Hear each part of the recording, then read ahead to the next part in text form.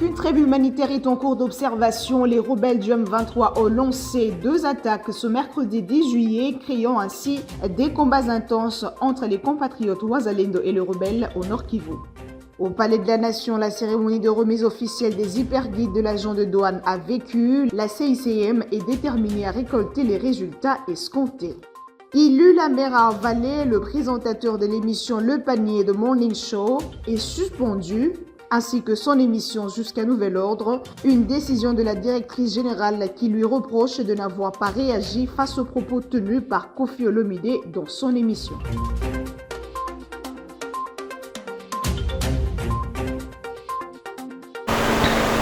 Le rendez-vous avec l'actualité, c'est maintenant. Madame, Monsieur, bonsoir et merci de nous choisir pour vous informer à la une de l'actualité.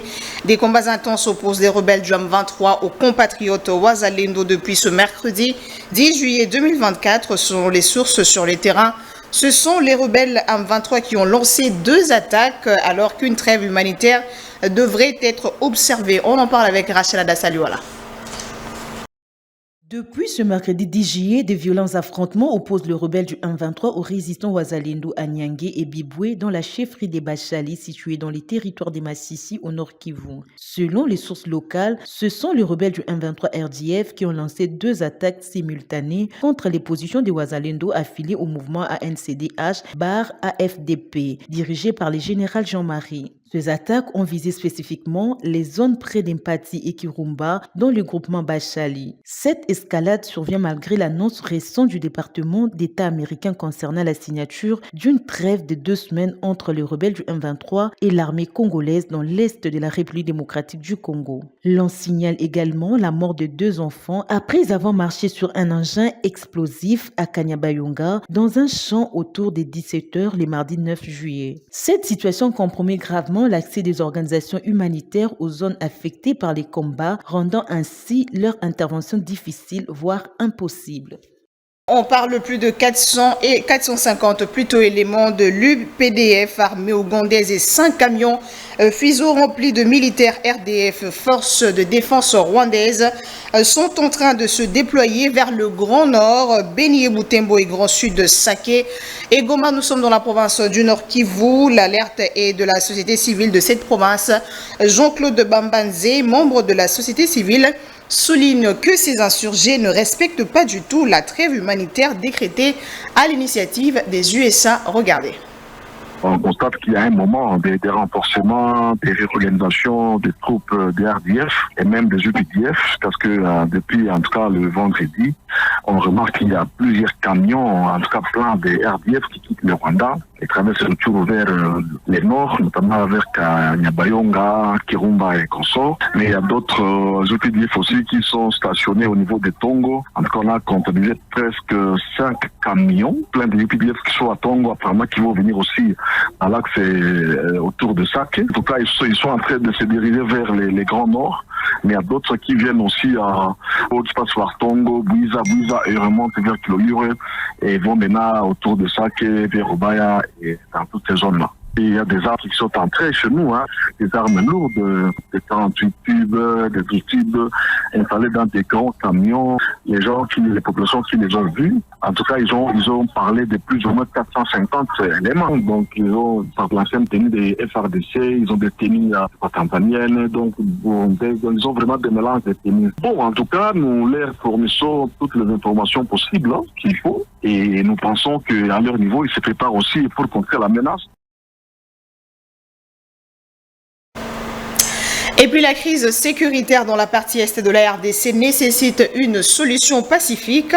Les sénateurs français du groupe d'amitié France-Afrique centrale l'ont dit à la première ministre Judith Suminwa. Ces parlementaires ont aussi réaffirmé le principal universel de l'intégrité territoriale d'un État souverain face à l'agression que subit plutôt la République démocratique du Congo. C'était au cours de la séance de travail entre la première ministre et ce groupe d'amitié France-Afrique centrale a tenu le mardi à la primature. C'est un reportage de Patrick Issot, Boguessé Bokuma. Avec la première ministre Judith Suminwa, les sujets relatifs à la santé, à l'éducation ainsi qu'à la paix dans le nord-est du pays ont pris une place de choix dans ces échanges. S'agissant de la guerre d'agression, le groupe d'amitié Franco-Afrique centrale a réaffirmé le principe universel de l'intégrité du territoire d'un État souverain. Au-delà de ça, ce groupe pense à une solution pacifique pour la stabilisation de la région. Nous avons évoqué l'objectif de cette mission sénatoriale de venir à la rencontre des Congolais pour apprécier les réalités du pays et régénérer des relations d'amitié entre la République démocratique du Congo et la France. Eh bien, nous avons abordé des sujets autour de la paix, bien sûr, qui nous préoccupent dans le nord-est du pays. Les parlementaires sont là pour voir les réalités du pays et sont dans une action de diplomatie parlementaire. Et nous, ce que l'on souhaite, c'est la paix, le respect de la souveraineté des États. La paix est le préalable au développement. Et on appelle à une médiation et à ce que la paix soit retrouvée dans cette partie de l'Afrique. La question de la coopération décentralisée entre la RDC et la France a également été abordée. À ce sujet, ces sénateurs ont fait part à la première ministre des expériences françaises afin d'apporter une contribution au développement de la RDC. Ce groupe d'amitié France-Afrique centrale regroupe 11 pays, pour la plupart francophones, et particulièrement investis dans la francophonie. Dans un autre chapitre, la première ministre de la République démocratique du Congo, Judith Suminwa, s'est confirmée à l'article 99 de la Constitution de la République. Elle a déposé sa déclaration des biens au greffe de la Cour constitutionnelle le mardi 9 juillet 2024, un geste qui traduit la volonté de la transparence dans la gestion de la chose publique. Patrick Issot revient. S'est conformé à cette obligation constitutionnelle selon l'article 99. Judith Suminwa Tuluka, première ministre, a déposé sa déclaration du patrimoine au greffe de la Cour constitutionnelle. Pour la chef du gouvernement, ce geste traduit une volonté de transparence dans la gestion de la chose publique. C'est un geste important parce que, comme vous l'avez dit déjà, c'est le premier fait de remplir mon devoir tel que le veut la Constitution en tant que chef du gouvernement, mais ça permet aussi de démontrer cette volonté de transparence, qu'on puisse montrer que tout soit transparent en fait, que tout ce que je possède aujourd'hui au niveau de la Cour constitutionnelle, ils vont être au courant. Et demain, le jour où je partirai, en toute transparence aussi, je ferai l'exercice de venir déposer ce que j'aurais eu à acquérir au cas où, pendant cette période-là. Et au moins, ça permet de démontrer que tout citoyen, quel que soit le rang, le niveau où il se trouve, doit respecter la loi, doit respecter la Constitution. Je pense que ça, c'est un élément important. Judith Suminwa a rassuré que tous les membres de l'exécutif national se conformeront à cet exercice. Cela se passera au courant de cette semaine, a-t-elle fait savoir. Bien sûr, les ministres vont avoir à le faire. Comme le veut la Constitution, c'est un devoir que nous devons faire dans les 30 jours de notre investiture, donc de notre prise de fonction. Et donc les ministres, on a été investis le 12 juin aux petites heures. Donc les ministres, la majorité ont déjà préparé leur déclaration de patrimoine familial et ils auront à les déposer d'ici à, je pense, jeudi ou plus tard. Ainsi, cette déclaration du patrimoine est déposée dans le délai imparti. La Constitution fait savoir dans son article 99. Outre cette déclaration, les membres du gouvernement disposent de 30 jours à dater de leur investiture pour se conformer à cette exigence constitutionnelle. Investi le 12 juin, ce délai court encore. Et lui aussi, Premier ministre honoraire Jean-Michel Samalou Kondé s'est conformé à cette exigence constitutionnelle le même mardi 9 juillet. Lui qui tient à la culture de la transparence a remercié la Cour constitutionnelle pour la collaboration avec qui avait caractérisé plutôt son mandat à la tête du gouvernement. Regardez.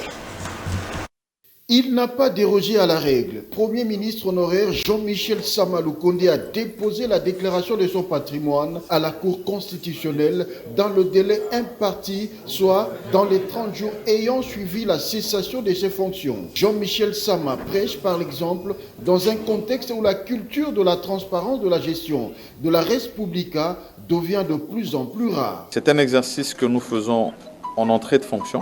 Nous l'avions déjà fait ici même. Et à la sortie de fonction, nous devons nous livrer au même exercice pour des raisons de transparence, de gestion. Et donc, nous nous étions déjà inscrits dans la droite ligne de la bonne gouvernance parce que cela nous avait été demandé par son Excellence, Monsieur le Président de la République, son Excellence Félix-Antoine Tshisekedi Tshilombo, et nous avons voulu nous conformer à cette exigence qu'il nous a donnée. C'était une exigence demandée non seulement au Premier ministre, mais à tous les membres du gouvernement. Et je sais que dans la continuité de son action, on verra aussi le gouvernement entrant se livrer au même exercice. Jean-Michel Sama, par ailleurs, remercié la Cour constitutionnelle à travers son président Dieudonné Kamoleta pour la bonne collaboration qui a existé durant l'exercice de ses fonctions. Nous remercions surtout la collaboration que nous avons eue avec la Cour constitutionnelle, tout le temps que nous avons eu à travailler au niveau de la primature et tous les autres services judiciaires avec lesquels nous avons aussi travaillé, le parquet et autres.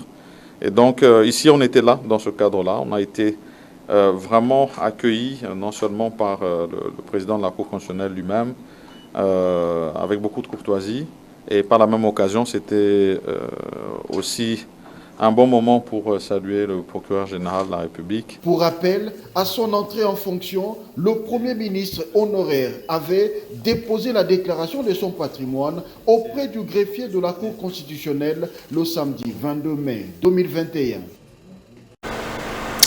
Le ministre d'État, ministre des Infrastructures et Travaux publics a procédé au lancement des travaux de lutte contre les érosions et les inondations. Cela dans la commune de Kisanso. Ils sont placés dans le cadre du projet Kin Elenda. Rachel Dassali, voilà, nous en parle. Au cours de ce travaux, il sera question de construire à béton armé les avenues Moulélé, Mazout et Ansao, longues de 5,8 km dans l'ensemble. Les 10 travaux vont également porter sur la construction des collecteurs adjacentes d'un réservoir souterrain de 7000 m3 et d'un château d'eau de 750 m3 pour la descente gravitaire en eau potable. Très satisfait de ce lancement, le bourgmestre de la commune de Kinsanso salue l'effectivité de ce projet. Son Excellence, Fatch Béton, merci. Merci Pambate, ma président Bere Baleka. Bakanisa communauté commune Kisenso mutakanisa yango to kitato mata ezali Fatch Béton nazo pesa merci na ministre d'État ministre infrastructure na travaux publics parce que ba ministre belé ba fan de la ba dossier ba fan de la ba projet. En sa qualité de maître d'ouvrage, le patron des infrastructures congolaises a indiqué que ce projet sous financement de la Banque mondiale vise à faire de Kinshasa à la fois une ville résiliente face aux aléas de tout genre et capable d'offrir à ses résidents des services et infrastructures de base nécessaires, fait désormais partie des infrastructures 2024-2028.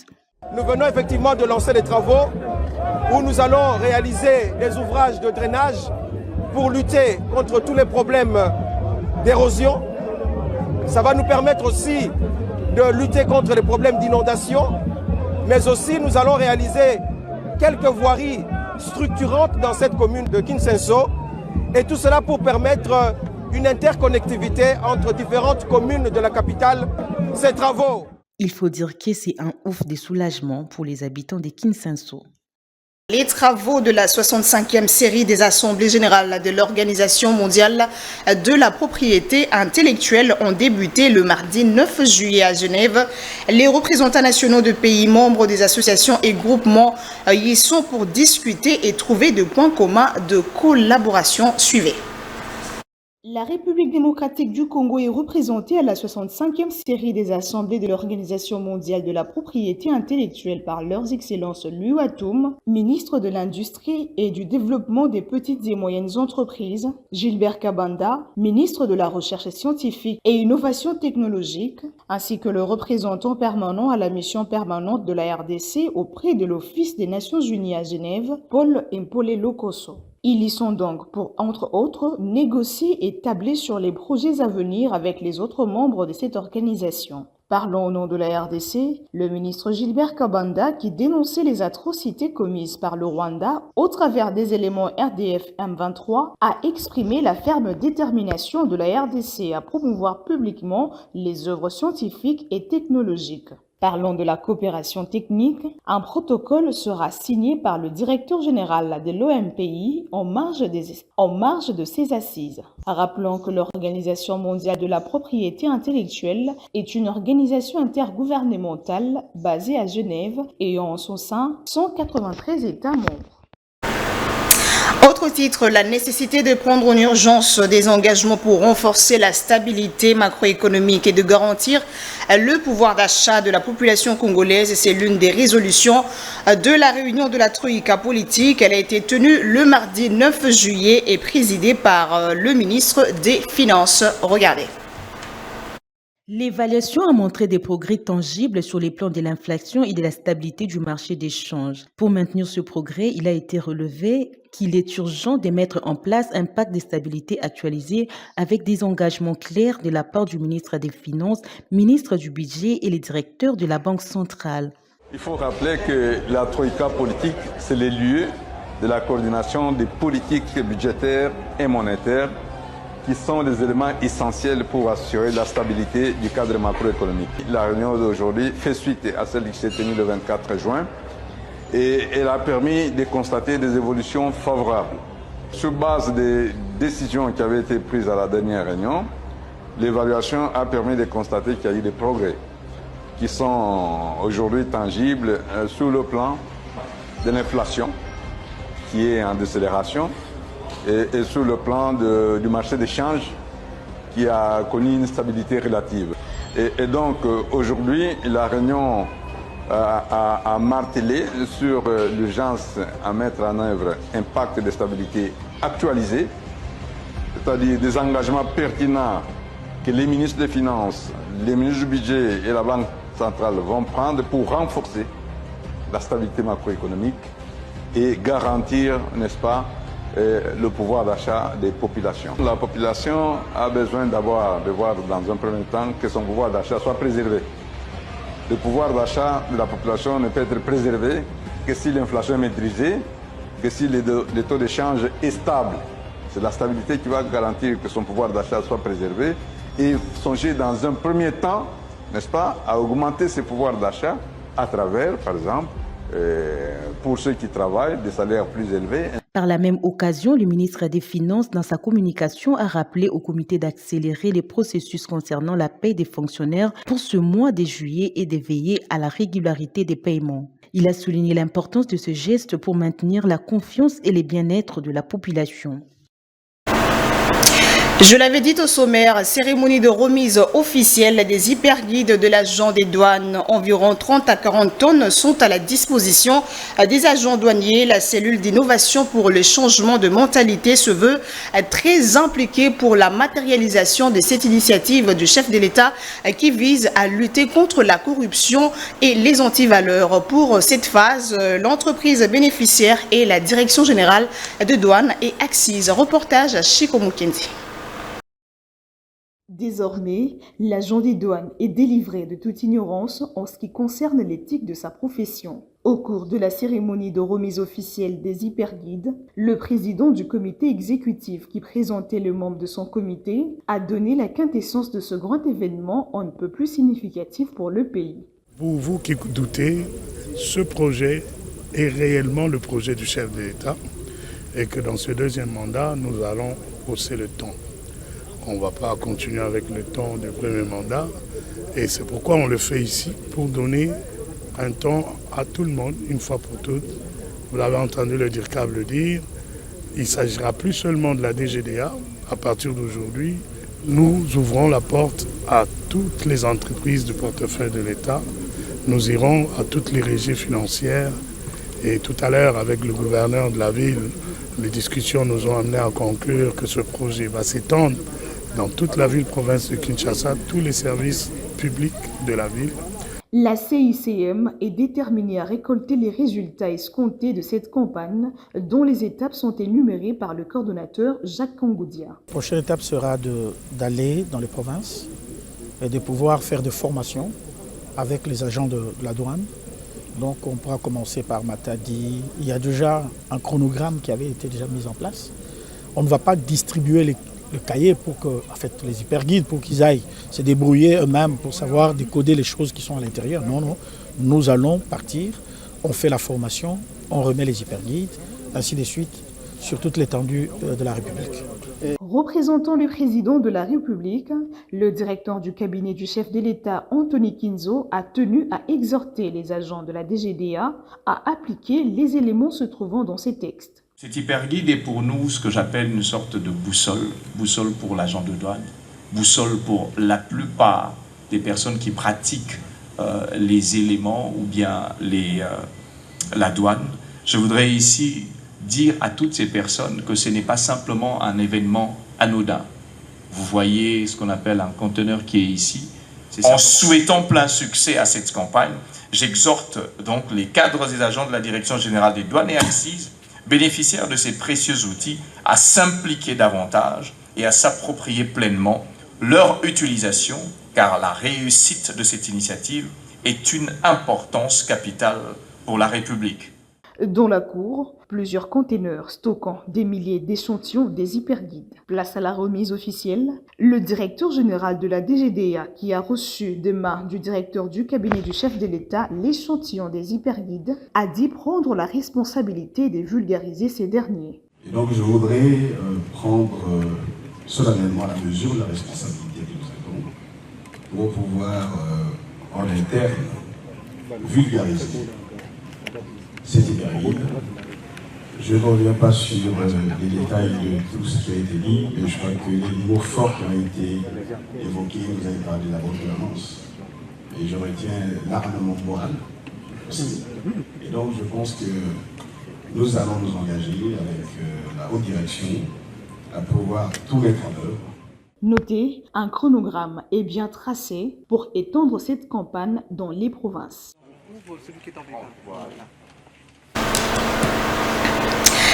Et que retenir des hyperguides? Ce sont des recueils des textes servant à l'agent douanier de s'imprégner de l'éthique de sa profession pour lutter contre la corruption et les antivaleurs. Les explications dans cet élément. C'est une initiative propre au chef de l'État, Félix-Antoine Tshisekedi, qui vise à prévenir et lutter contre la corruption. Les hyperguides sont des recueils de textes conçus en 4 tomes, des principes directeurs ordonnés qui constituent des vestibules menant l'agent de douane à la bonne conduite. Ils sont repartis en 4 tomes autour de différentes thématiques. Le premier, axé sur la gouvernance, administration et ordonnance, et organisation de l'agent public et les actes organisant de manière administrative la Direction générale de douane et accises. Ce cahier spécial du chef de l'État interpelle les agents de douane à lutter efficacement contre les antivaleurs telles que les interférences, la corruption, la fraude. Le deuxième, qui lui est axé sur la législation et réglementation douanière, regroupe les textes constituant le socle de l'activité douanière. Le troisième tome est quant à lui axé sur la législation des accises et réglementations connexes. Il réunit tant les textes relatifs aux accises que ceux sur la législation connexe applicable à l'occasion de l'importation et de l'exportation. Enfin, le quatrième, qui est axé, qui évoque le tarif de droits et taxes à l'importation et à l'exportation en RDC, présente les lois tarifaires en vigueur. Il est à noter qu'en plus de dernière revision, le cahier spécial pour la prévention et la lutte contre les antivaleurs et la corruption conçu par la cellule d'innovation et de changement de mentalité CICM sera le support de la sensibilisation en cette matière. Notez, cette composition vise l'instauration de la bonne gouvernance et la bonne moralisation de la vie publique. À l'Assemblée provinciale du Haut-Katanga, le gouvernement a été investi le mardi 9 juillet 2024. Les députés provinciaux ont adopté à l'unanimité le programme d'action du gouverneur de la province. Jacques Kaboula a déclaré juste après, je cite, « Vous plier à cet exercice démontre votre détermination à remplir la mission qui est votre ». Fin de citation. Et vous le savez peut-être, le journaliste Jessica Bassele vient d'être suspendu de la radio-télévision nationale congolaise ce mercredi 10 juillet 2024. Ceci après la déclaration de l'artiste musicien Koffi Olomide dans son émission Le Panier de Morning Show. Le samedi 6 juillet dernier, dans une lettre officielle signée par la directrice générale de la RTNC, Elengue Sylvie reproche à Jessica Bassele de ne pas avoir réagi aux propos tenus par Koffi Olomide. La RTNC estime que l'absence de rectification ou encore de modernisation par l'animateur pourrait saper les efforts du gouvernement pour maintenir la paix et la stabilité dans la région. On parle sport à présent. L'Athletic Club Kouya Sport s'est maintenu en Ligue 1 après une participation au play-down de la Lina Foot. Le rapport bilan de la saison sportive 2023-2024 l'a révélé. Il a été présenté le mardi 9 juillet 2024 par le comité sportif de ce club de football de la RDC. Patrick, ce reportage. Tout s'est bien passé pour l'Athletic Club Kouya Sport au championnat de football d'élite de la RDC. Ce club, engagé à la Ligue 1, s'est maintenu comme beaucoup d'autres. Il a pris part au play-down de la Lina Foot joué en phase unique pour le maintien à la Ligue 1. L'occasion était donnée au comité sportif de présenter le bilan de la saison 2023-2024 à travers un rapport dont les contenus fait voir combien tous les membres du club ont pressé durant la saison qui vient de prendre fin. Avant d'entamer la phase du play-down, nous avons réprimé le mauvais comportement d'un entraîneur qui a presté sans produire du bon résultat à la phase du groupe, à l'occurrence M. Muller-Kianga. Le coach et les fistons Eden Eric ont presté en collaboration avec le directeur technique Eric Chibassou. Place 3e. 5 journées, 3 matchs gagnés, 2 matchs perdus, 6 buts marqués, 3 buts encaissés, plus 3, 9 points. Meilleur buteur, Merlin Capella. 6 buts. Meilleur joueur, Joël Bassadila. Joueur le plus discipliné, Gaël Mouké. Révélation de l'année, Christian Ibois. Tenant compte des ambitions du club et de la fiabilité de prix sur le marché liant à la situation du pays, le club se réserve du montant fixé pour cette saison. Ce rapport bilan, scindé en 6 parties, a ainsi été adopté à l'unanimité par les membres présents devant le représentant de la Lina Foot et celui de la 2e direction des sports. Ainsi, l'Athletic Club Kouya Sport reprendra si possible les entraînements pour la saison sportive 2024-2025 vers mi-août prochain. C'en est fini pour ce soir, madame, messieurs. Place au rappel des principaux titres. Alors qu'une trêve humanitaire est en cours d'observation, les rebelles du M23 ont lancé 2 attaques ce mercredi 10 juillet, créant ainsi des combats intenses entre les compatriotes Wazalendo et les rebelles au Nord Kivu. Au Palais de la Nation, la cérémonie de remise officielle des hyperguides de l'agent de douane a vécu. La CICM est déterminée à récolter les résultats escomptés. Ilu Lamera Vallée, le présentateur de l'émission Le Panier de Morning Show, est suspendu, ainsi que son émission jusqu'à nouvel ordre, une décision de la directrice générale qui lui reproche de n'avoir pas réagi face aux propos tenus par Koffi Olomide dans son émission.